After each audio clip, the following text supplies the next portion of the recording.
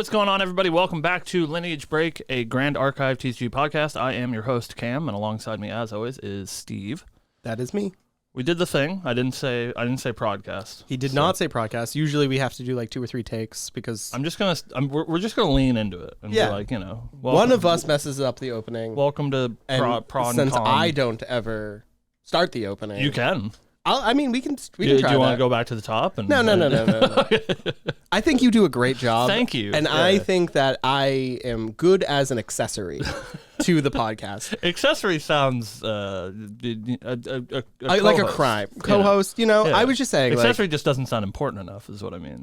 Fair. I just feel like I do my best work riffing off of you. Reasonable. Well, I've been, I've been around the block, creating podcasts and nobody watches for a long time. So hey, at least we have at least 2 people watching every week. That's true. You and me, or well, I guess if that's the case, then we have 4. Shout out to Lion and Gaz.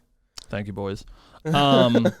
So, hey guys, welcome back. It's Friday. It's only been a week. It's crazy. We're doing the thing. We're riding the wave, getting ready for Alter release. Yeah. Sort of ramping up content stuff.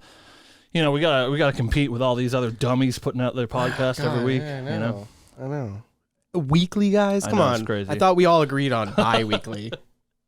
Now like James Lockwood's doing a podcast too, which is very good. You guys should check that out as well. Yeah. Good podcast stuff for Grand Archive this week. Glad the community is taken to it. Hopefully we get a big influx of people when Alter comes out. Yeah. I'm still sort of in that like weird place where I just have no idea how popular this game is because it's not out yet. So we just we don't know. Right. And maybe like 3 weeks from now, it's huge. Like Digimon was huge when it came out. Like I just have no sort of like barometer for right. It's a weird place to be in, right? Because like most games when they come out, they you use Digimon as an example. There was all of us riding the nostalgia wave. Right. That was like we didn't have a good Digimon game back in the day. Surely it was terrible. Awful. It didn't even have the same rules in the same regions. Completely different in America than it was in Japan. That's neither here nor there. But we had that huge nostalgia wave, and it was just coming off the Digimon, and we were in the COVID era. Like, right. For Grand Archive, it's the Discord, sure, and the Kickstarter. So like, it's really hard to, like you were saying, gauge. Besides, these small communities that have been growing, right? But and it's got it doesn't have an IP attached to it, so it's like it's a brand new thing. So like everything in my mind says, this should be a small game because no IP, brand new game is really cool, but like probably not going to be adopted super quick. But then like as far as I know, almost all of the distributors in the U.S. are sold out of Alter. Yeah, which is crazy, right, for a new game, right? So like, but I don't how know. much of that is Discord people wailing? Right? Yeah, I don't know. I don't know, man. I think between us, we have wild 2Ks. Yeah, I think we have 30 boxes coming to the store. What is that? I don't know. It's like half of it's coming to us. Well, No. I kid. So we're back. Means that we don't have a whole lot of news to talk about. There's one very important thing that happened almost immediately after we recorded last week. I think it was on Saturday or something. Saturday night. We got a big rules like errata to the way that Pride works in Grand Archive. So Pride being Sylvie's mechanic, which all of the beasts in the game have pride and then a number, and that number is the level that your champion has to be in order to attack, retaliate, any of that, good stuff. You can cast the card, but you can't really do anything with it. Mm-hmm. But they errated Pride so that now, regardless of meeting the Pride requirement, all of the beasts can retaliate if they're attacked. Because, if you punch a bear in the head, it's probably going to punch you in the head. Yeah, it should, you punch it in the head, it should just rip your arm off. Right, yeah. And now it does. And now it does. And I was immediately excited for this. Yeah.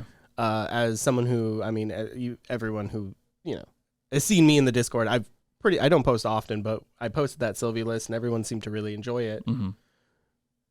now I feel Sylvie might actually be a contender, and we might actually be able to build with her now. Yeah, I think it's it adds more, like, obviously the game isn't solved. We say that a lot, but it's big unexplored territory, especially for Sylvie, where people really hadn't been paying her much attention, because like even the people like Steve that are like they want Sylvie to work, they've put in the time and learned that she's bad. But everyone else like that doesn't care just hears other people say, oh, Sylvie's bad, so they just like don't touch her at all. So I think it's good that she's getting sort of a fresh look at her now that she has a little bit more power. I think it's still kind of unclear if that's going to be enough to like push her over the finish line. I think it's a great way to set her up for Fractured Crown coming out in August, but I do think it's a real boon. I mean, obviously it's good for her, but we'll see. I think it does elevate a lot of cards. It makes I think it makes Cry for Help very strong. So the thing that I am enjoying the most about it, right, is prior to the change, when you got to level 3 Sylvie, mm-hmm. and you were just level 3 mm-hmm. because you rushed her out and you wanted to get your blue slime out, right? Like I do, because I love that. As card. you do. It felt real bad. Just I'm level 3. Here's my Pride 5. Right. Can't do anything with it. Well, now I can. Now you have to either choose to attack me or my slime, mm-hmm. because I do have, I can block, right, because of intercept, because of level 3 Sylvie. Yeah, so like now, so now it's just like it gives me a reason why. Like before, it was we had an issue where, I was there but couldn't do anything. Right. But now, it feels like the deck might do stuff up until you're ready to attack. Right. She at least trades on board now, right? Because I remember, I don't, I think it was just like a passing post in the Discord, so I don't want to, call them out or whatever if this is not the definitive statement. But I think I remember that Silidar was talking about it, and that the idea is that if you play, think about like, I keep coming back to the big monkey. What's the big monkey's name? 4 mana 6/6. Silverback something. 8 Crusher. He crush you. Yeah. Yeah. But you play big monkey, right? At like level 2. And the like design philosophy, I think, is supposed to be I'm gonna play this monkey, it doesn't really do anything, but it will be scary later. So you either have to deal with it now, or it's gonna be a problem for you when I finally hit the Pride number. Mm-hmm.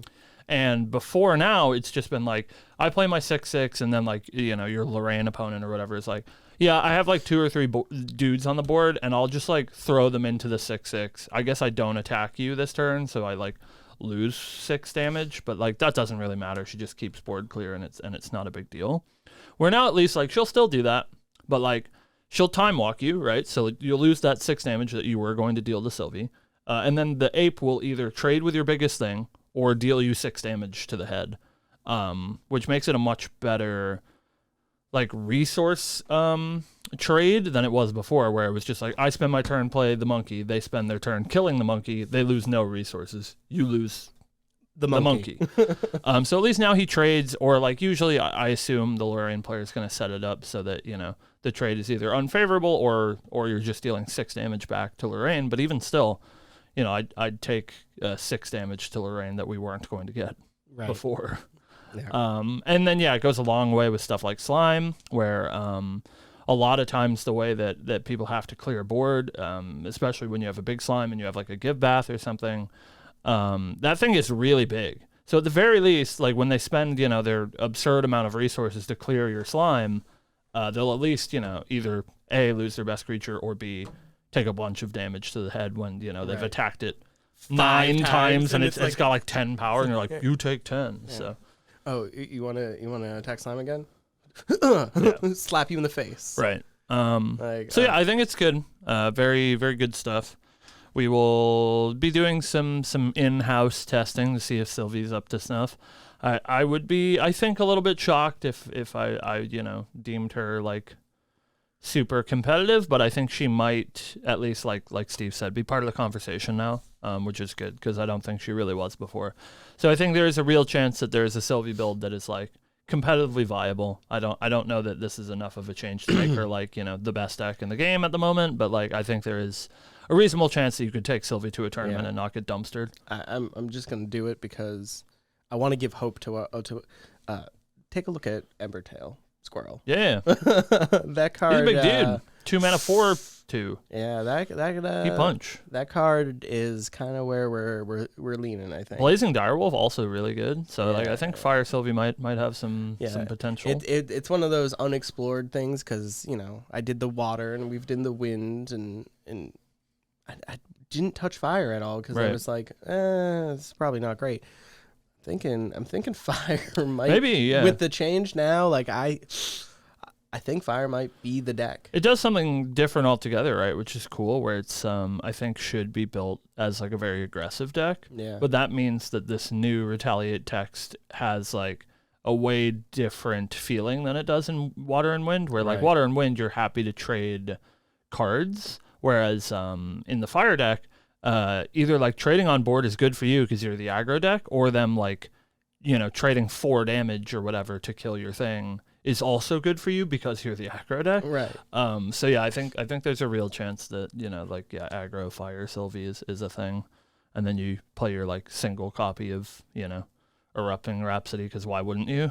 And then you kill them. You know, we were gonna give them the spice, right? Yeah. We're not giving them all the spice. Okay, all right. This is all theoretical. We've played 0 games with deck. We haven't even put the deck together. So But yeah, I wanted to give them hope with the squirrel. Don't give them all of our tech. Listen, now that we've spoiled it, we can stamp this. And when Fire Sylvie, in your hands, of course, wins the case tournament, we'll be like, we told you, you had your chance. No, that is the case. I definitely have been brewing in my free time, looking at cards and going, should have looked at this card a little bit more. Yeah. Woodland Squirrels, 0 drop 0 1/1. 1/1. 0 drop 1/1. I'll Turn play 1, 4 of those. play 4 of those, and you got 4 power on the turn. Right, you're going second. You have 4 squirrels in your hand. Just you play Song of Nurturing. They all get +1 power. Ooh, it's a lot of squirrel power. You know, your 1/1s just became 8 damage on turn 2. Ooh. This is magical Christmas land. Yikes.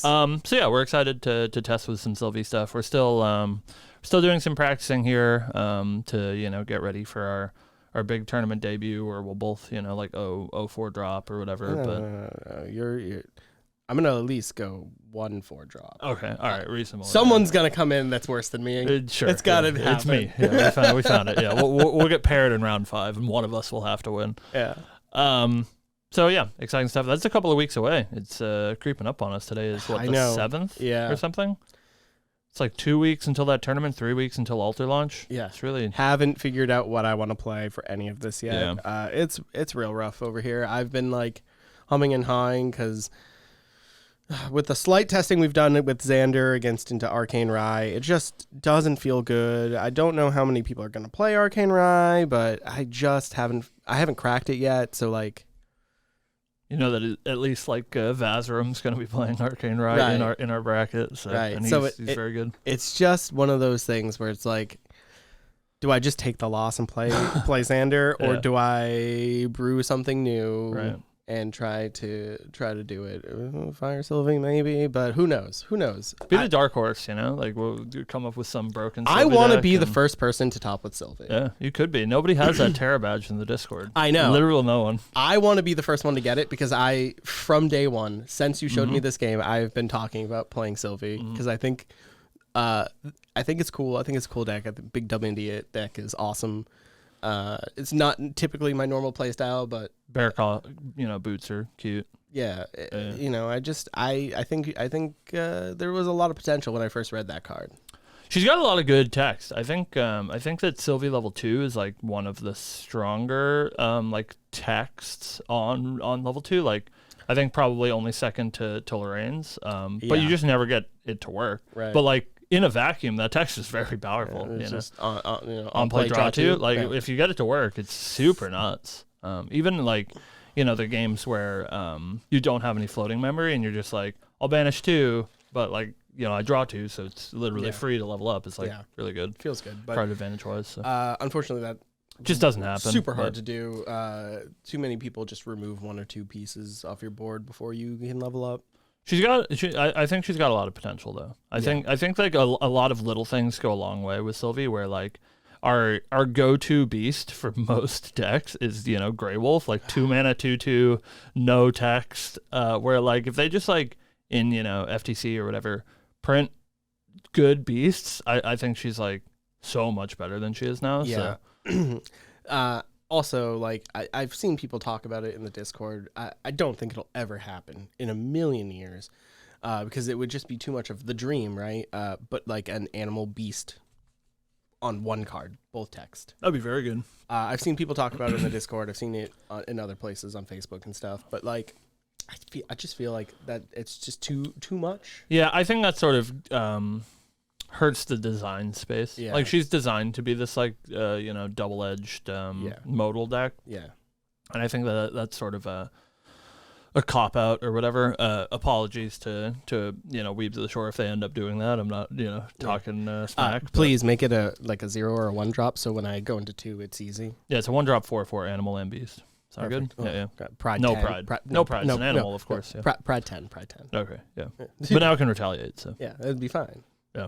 It just sits there. That'd be like reasonable. I don't know. We'll see. We'll see in Fractured Crown. We'll see you there. But speaking of Fractured Crown, which is a set that's not out yet, we're going to not talk about that. We're going to talk about the other set that is coming out. Alter. So we figured now that we're here with you for the second week in a row, we have less to talk about than we normally do. And I think a good way to handle that is that maybe we do something a little bit fun. And of course, we appreciate you guys tuning in. If this is something that you want us to do, if you want us to switch to a weekly schedule, me and Steve have been thinking about it. So let us know if that's something that you want. But also, if there are topics or things that you want us to discuss, like what we're going to do today, let us know, because that gives us, content to do and things to talk about instead of just sitting here, doing small talk. But I think they love the small talk. I think they love it. I think that's why they come back every week. Maybe. I think we have a great dynamic, and I think they pick up on it, and they really enjoy it. Or we're delusional, which is, I think more it's likely, okay. But I live in a world of fog and fantasy, so it's cool. So today what we're going to do, and I think this is something that hopefully we will do for each set going forward, because I think personally I think it's cool to like sort of date yourself, and I think that this sort of stuff is always cool looking back to see where your opinions were and how things change. Mm-hmm. So today both Steve and I have made a list of what we deem as the most powerful cards in Dawn of Ashes, and that is obviously a personal opinion. For the sake of making it an interesting discussion, this is going to be non-material deck cards. So obviously, if we were including material deck cards, it'd be like Orb of Regret and Grand Crusader's Ring and Lorraine level 2. Yeah, Lorraine Blademaster. Like very, very. So everyone's list would be the same. I think a lot of the material deck stuff is super powerful. Obviously, like Grand Crusader's Ring is being heralded as the the Black Lotus of Grand Archive, so obviously that card's pretty good. So we have both made a list of our top 5 most powerful non-material deck cards in Dawn of Ashes, and we're going to go through it and talk a little bit about it. Steve, I think the best way to do it is we start from 5. We each talk about our choice, and then we move on. How's that sound? Oh, okay. Sure. We can start with 5. All right. Sir? What is your number 5 most powerful card in Dawn of Ashes? Number 5 most powerful card in Dawn of Ashes is Shroud and Mist. Sure. My reasoning is in Water, specifically Water's Ender, which I've been playing a lot. Shroud and Mist wins games. Yeah. Deceptively powerful. Text on the card does not seem like it's that good until you're facing against a Lorraine player and they're comboing off, and after their combo they attack, and you go Shroud and Mist, and then you win the next turn. Yeah, the fact that it fizzles the attack is so crazy. Yeah. Because, like, we come from Magic, and that is not how it would work in Magic, but thankfully it is the way that it works in this game, because otherwise this card would be bad, I think. Yep. But it is, I feel that. Deceptively powerful card. Yeah. I think a lot of people who play Water Xander will probably agree that it's probably one of the strongest cards in the deck. Mm-hmm. And like I was saying, like it feels real good when you're looking down, Spirit Blade Ascension popping off, and you're like, I'm gonna lose it. Oh no, I'm not. Got a Shroud. I think it is one of like the main reasons to play Water Xander over something like Fire is that you get Shroud of Mist and you get like Water Barrier. I think are the two like biggest inclusions from Water. So yeah, I think that makes sense.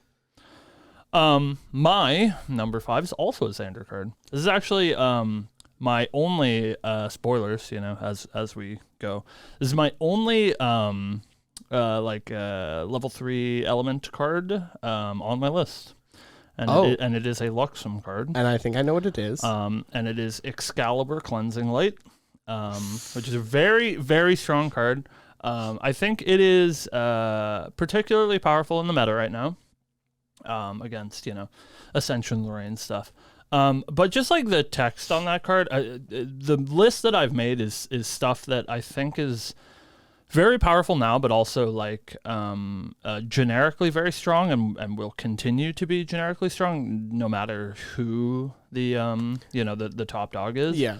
And I think Excalibur being like the most blanket removal in the game, but also a time walk for your opponent is just like absolutely just insane. Don't play the game until my next turn, please. It's like I blow up your best thing. Sometimes it's a combo piece. Maybe it's just like they have a Gildus on board and you blow it up.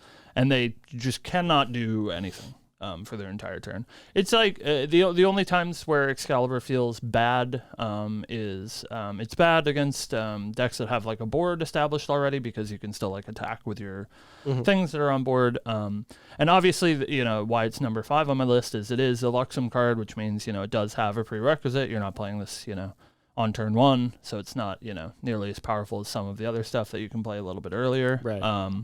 But it is, I think, a extremely powerful card, and I think if Luxem gets more support and like more characters get Luxem or whatever, they will be playing this card.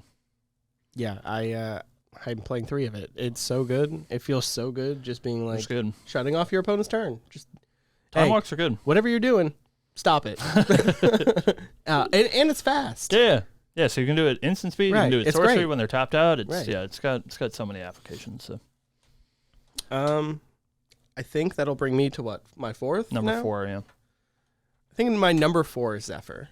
Sure. So when I was building my list, I was looking at cards in the popular decks right now, and I was looking at cards that are generic, just overall good cards, right? Yeah. And things like Zephyr, where it's like, doesn't really matter what you're doing, it's disrupting something. Right. And I think stuff like that is super strong in card games where it's just like, I don't need this on the board right now. I need to get rid of this. I can deal with it later. I just can't deal with it now. Yeah, and then you just like blink it with Zephyr and just get rid of it. Or you target your own stuff. Right. And you get value. And like, I'll target my Avarice Sword, draw 2 more cards. Right. Great. Yeah, there's not a whole lot of hard removal in this game. The best you get is the like burn spells out of fire and like Fire Mage more specifically. So I think Zephyr like feels the closest that the game has to a Doomblade right now, where it's just like it removes everything that's problematic. There aren't any other stupid permanent types like sieges or whatever that this can't target. So I feel like it does have a lot of applications. Like you said, it also can be used to blink your own dudes. So it is a Doomblade when it saves you from taking damage or removes a problematic permanent or something like like a Sylvie Beast that has a bunch of counters on it, or Lorraine's Sword that they've infused a bunch of times. It deals with all these problematic issues cheaply and efficiently. It also can be used to flicker your own guys to get more card advantage. It can be used to flicker your own guys so that they don't die. So when your opponent's like trying to trade into your 1/4 or whatever, and they're like, I attack with this guy, and then the third guy's gonna kill it, you just Zephyr it and it comes back. This will come up again. Zephyr is definitely on my list, but it is I think a very powerful card. And even if more things in the future get printed in the same space, I think that the versatility of this card will always mean that Win players are going to look at it. Yeah. So, speaking of Win players looking at things, that brings us to my number 4, which is not Zephyr, but it is Veiling Breeze, which is a Win card that I think has very similar applications. Yeah. Veiling Breeze sits in that same spot, I guess a little bit less diverse than Zephyr, but yeah, I think it probably sits in the same spot as like Enshroud, right, because it is another one of those cards where it's just, oh, you're going to attack me with 15 damage with your Ensoul out. Yeah, it's such a nice get out of jail free card, and I think in that regard it is a little bit weaker than Shroud and Mists, but it is cheaper, which is nice. The only real downfall that you get with Veiling Breeze being you're like, out to live is that when your opponent's attacking you with a single instance of like 15 damage, Veiling Breeze not looking so great unless you're, burying them in cards anyways, which to be fair is something that Lorraine does sometimes these days. Yeah. But even like, 1 or 2 cards in your memory that are win cards, you play Veiling Breeze, and you're preventing like 2 or 3. It's every time you take damage. So it's really good against small boards. It's really good against things like Spirit Blade and Soul. And I think that that's going to be, if aggro becomes a deck, this is like such a hoser for aggro decks that I think they have a really hard climb to power, because you always have to think about Veiling Breeze being around. Mm-hmm. Obviously, it's fast, which, is great that, your opponent doesn't see it coming. So I do think a very strong card, the same thing, any of these like wind value decks that, I think will probably be a mainstay in the game, regardless of if Lorraine is holding them or somebody else. The wind pool is just so value oriented that I think, stuff like Zephyr and also Veiling Breeze are going to see a lot of play going forward. Mm-hmm. Okay. Yeah, no, it makes sense. It was definitely one of the cards I was looking at when I was formulating my list, but I tried to pick my cards to kind of spread the love between the elements and not just focus all on one. And I felt Zephyr was a better card to put on my list. Well, the cool thing about doing stuff like this is that, we will definitely have differences in opinion, but like there's no right answer. I think there's a lot of very powerful cards in Dawn of Ashes, and I assume there'll be a lot of very powerful cards in Grand Archive in general as we go on. Yeah. And so, just cards worth thinking about, and you guys can take both Steve and I's list, and of course, if you have your own list of what you think the most powerful cards are in Dawn of Ashes, let us know in the comments. Drop it below. Let us know. So my number 3 is weird because it inherently isn't a strong card. Sure. But it makes every deck you put it in, it makes it better, and it turns everything on. It's Erupting Rhapsody. Sure. It's so good. The build around so many things. Mm-hmm. It is the key card to 3 combo decks. Sure. Or 2 combo decks. Pretty much single-handedly making Rye playable. Right.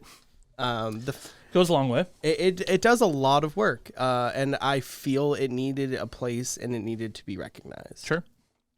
Yeah, it is any of these like single card combo cards, Erupting Rhapsody. Think about Spirit Blade and Soul. These cards that like single-handedly create an archetype are obviously very powerful in their own right.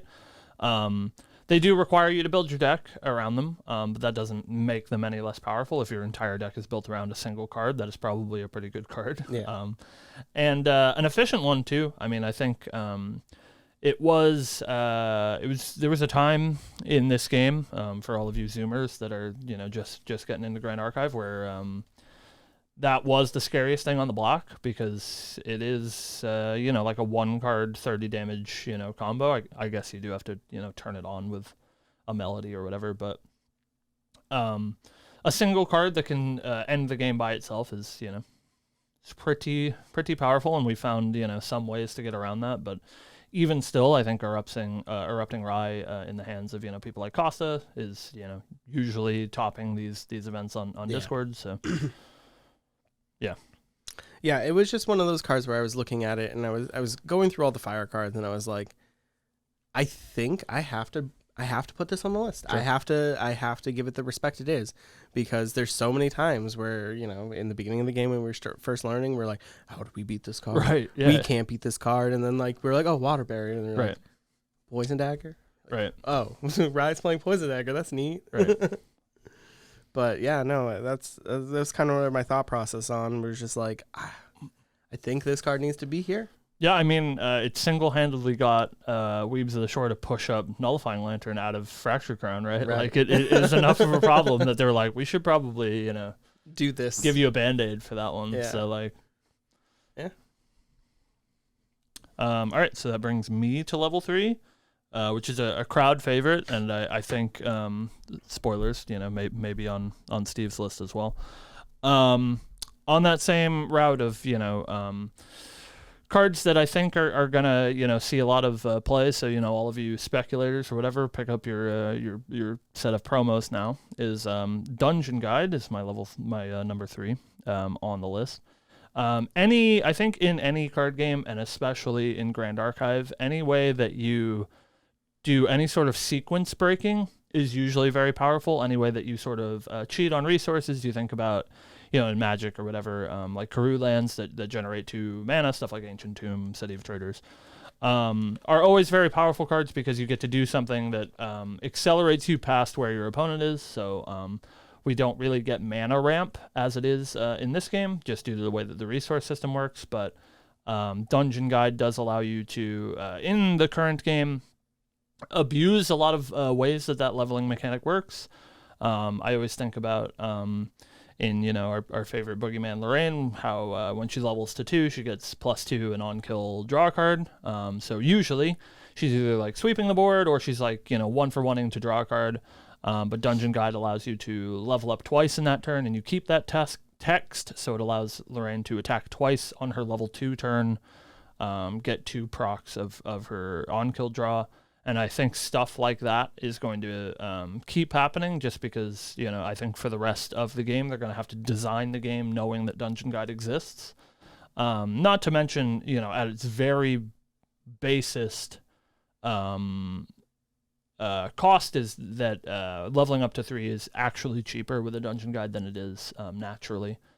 So even if you're not doing any sort of abuse of the text on your champion, you get to, at the very least, you know, save yourself a resource when you go from level 2 to level 3. So she's a good one. Yeah. Unfortunately, I mean, we're going to segment right into my level 2, which is a Dungeon Guide. Right. Yeah. Because good card. Yeah. You were saying, like, it is really good. It makes your level 3 cheaper. Right. The double attack with Lorraine is probably why I put it on 2. Sure. Just because, like, that's real good. Yeah. Like, you know, you sweep the board, you draw like 4 cards. Feels real strong. Right. Especially in the deck that already has a lot of card advantage. And even for these, you know, the other decks that are like sort of level 3 oriented, so like Xander and Arcane Rye, Dungeon Guide adds a like level of deceptiveness to the way that you play the game, where, like, you know, you're at level 1 and your opponent isn't really considering that you're going to be in your end game state, and then you're just like, I'll go to level 2, I'll play a Dungeon Guide, I'm level 3, you know, in a single turn, allows you to sort of accelerate your gameplay. Yeah. So, you know, I know we've had a couple of games where I was like, oh, I'm going to play this specifically this way. Right. Because you're only level 1. Right. And then all of a sudden, next turn, I'm like, oh, I've lost the game. Right. Because I did that. Yeah.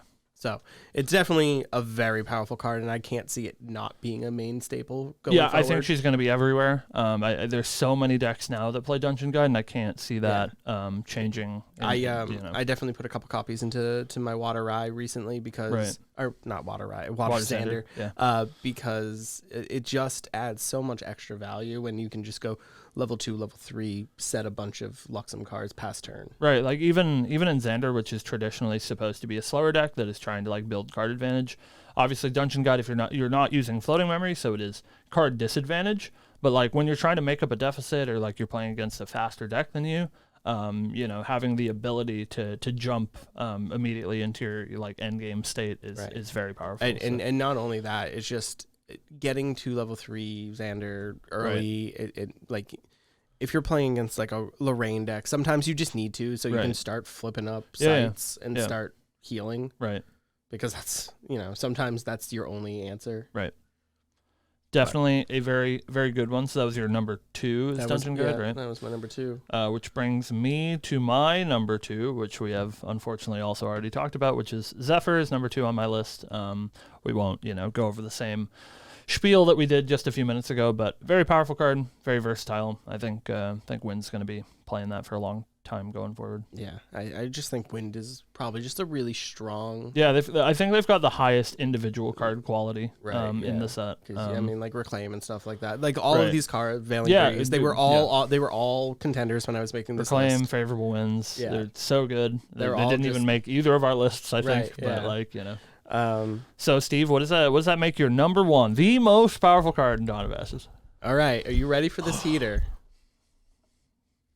Grand Crusader's Ring. No, I'm just true. But Spirit Blade Ascension. I think this card is absolutely nuts. Yeah.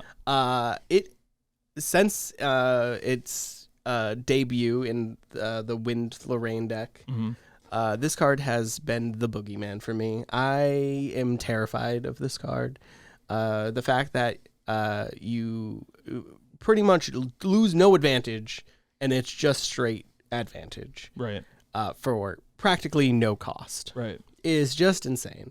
The amount of times where you can just go, flicker Blade or Blade of Avarice, get prismatic blade, prismatic edge, yeah, and then just continue to flicker prismatic edge and just grind out your opponent's and hand. just literally say, hey, you don't get to play this game anymore. Right. It just hurts. I hate being on the opposite side of the table when the people are doing it to me. Honestly, this card is so good, and we've played a bunch of games. I've seen so many different applications for it. You put back a Sword of Seeking, get a Prismatic Edge, bring back the Sword of Seeking, kill my board. It's just so good. Yeah, it's got. I think that the reason why this card wasn't on a lot of people's radar previously is that I think a really important distinction about Ascension, and it's not like a mistake, I think it is very deliberate by Weeps of the Shore, is the way that this card is worded, in that you bounce the sword to your material deck as an additional cost to casting the spell. And for some reason, they chose to make Spirit Blade Ascension not target a card in your material deck, which I think would make the card a lot worse. Where the way that it is worded, you can just as an additional cost, you put your Sword of Avarice back into your deck, and then you choose your Sword of Avarice because it's now back in your material deck, and it essentially becomes like a Zephyr. It's like an instant speed flicker effect, which I think is largely why this card is so powerful. Is that it is already a very versatile card. I mean, anything you think about any of these sort of wish board effects. Sorry, we use all of these Magic terms come from Magic, but anything that allows you to theoretically pull from an outside pool of cards is usually very strong because it gives you so many options. And the cool thing about Spirit Blade Ascension is that it only gets better. Where when they print more swords, you just only get more options out of your Spirit Blade Ascension. And I think obviously it is carried a lot right now by the Crux weapons being so strong. And obviously it is a Crux card, so that's basically the only application that it's going to have. When they print a good Luxem swords or whatever. But I think it doesn't even specify, so you can get whatever element out of your material deck. So as we go forward, any additional swords that they print become a dangerous prospect for Spirit Blade Ascension. So yeah, I can see this card going a long way. Yeah. That was also where I was going. Is they can literally print any card down the line as long as it says sword on it. Right. It's a target. It's really I big kudos to Weebs of the Shore, and I have full faith in them to design this game going forward, because I think they've done a great job so far. But there's a lot of cards, especially on these lists that we've talked about today, that are design applications that they're just going to have to think about forever, which is I assume that they obviously knew that when they designed the cards, and so it's just a challenge that they've set out for themselves. So I really respect that, and I hope that they continue to do a great job designing the game as they have so far. Yeah. But it just means that every sword that they print forever, they now have to think about Spirit Blade Ascension and what are the applications of this being a target for Spirit Blade Ascension, which is any card like that with like Dungeon Guide, Spirit Blade. Anything that will require the dev team to think about the design space of that card is, obviously, going to be a very powerful one. If I was R&D for this, I would have a big poster of Dungeon Guide on the wall. Just to like remember. Do not forget. Yeah, do not forget Dungeon Guide. She is here. Because I feel like we'll get one of those right here. Right. How do we get a big poster? We have a poster to go right here. Yeah, we need to figure out how to hang it. It's over there. We'll get there eventually, one of these days. So that brings us to my number one, which is not a card that we've talked about yet. So that is hey. Look at that. No overlap. Yeah. A little bit, like Dungeon Guide and Zephyr or whatever, but like I think those are right, like shoe-ins. Literally, Cam messaged me last night at like midnight. Was like, pick 5 cards. Yeah. And I was like, okay. Yeah, and you like send it back to me like 5 minutes later. I was like, oh yeah. I hadn't even made my list yet, and I was like, oh man. So my number one most powerful card, and shout out to our friends in Australia. Is Creative Shock. Is my number one most powerful card. Wow, okay. I think that Creative Shock is so insanely busted. And you're not wrong. That card is just gas. It does too much, right? Like it's card advantage, especially based on the way that the Grand Archive works, where reserve costs that you pay, they're like a tempo loss, but they're not a card advantage loss, right? So Creative Shock costs you no resources, just costs you, reserve cost, tempo. Draws 2 and discards a card, so it is card advantage because it's one card that trades into, a +1 card. Right. It is filtering, where a lot of this game, and especially in Fire, you want to be discarding these floating memory cards. And when I've been teaching the game to people that come from other card games, I always tell them to think of floating memory as if you're drawing a card, because it is usually gaining you a point of advantage that otherwise would be a card loss from your hand. So in a lot of instances, Creative Shock is draw 2 cards, discard a card that draws you a card. And then when you play it in Mage, it just becomes absolutely insane, where it also is a removal spell. I think that this card is so nuts. Especially, I think to the point where a lot of decks that aren't even Mage decks are playing this card without its class bonus effect because it's so powerful. I don't think there's a single other card in the game that people play that has class bonus text that they play without class bonus. I think Creative Shock is nuts. I think it's the best card filtering in the game, and I don't know if they can print anything much better, because I think this card is already so good. I have to disagree. I think there's a card that has better card filtering. Yeah? Yeah, Scry the Skies. This is my favorite card. Oh, yeah, of course. Yeah.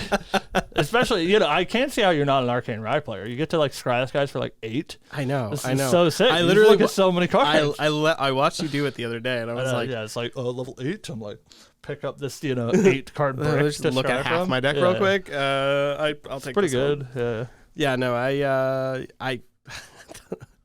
just love that card so much. Yeah, that's your actual number one. Yeah, we're kicking. That's number 0. Oh, okay. Yeah. The tier 0. The tier 0, tier Scry S. The Skies. Yeah. Scry the Skies. Make sure to bring all of your Scry the Skies to Ascent, because Steve wants them all. Yeah. He wants to. You donate your foil Scry the Skies to me. Your foil first edition, Kickstarter Scry the Skies. Yeah. Nobody wants those. They're dog. Right. Dog water card. Right. Dog water. Just give them to me. Bring them to Steve.